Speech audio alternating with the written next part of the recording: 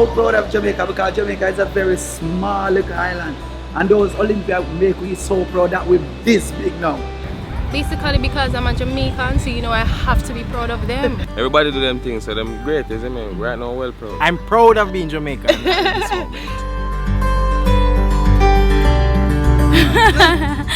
I don't even know. Well done, and thanks for the stick-to-itiveness, for actually go out there and do your best. Putting out all your effort and time and training and becoming number one, right? You actually have made Jamaica the talk of the town. I'm see Asafa right now, I'm see him, but just take off like you see him and Make them tap up the place again for the goal. So I feel good by everybody can say the rich, so you still get something. I don't know. You see me I say?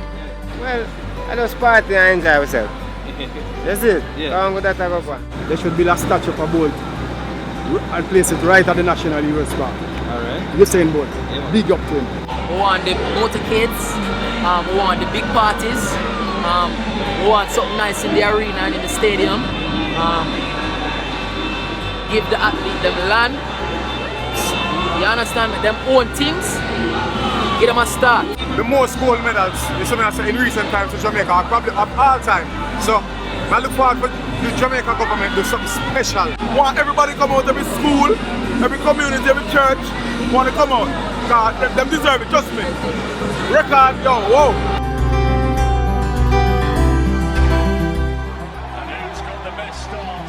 It's pretty even with Shelley and Fraser Price trying to come away with Elaine Thompson on the far side. And it's Thompson who's going to become the Olympic champion. What you feeling, Turbo? What you feeling? What you feeling? What you feeling?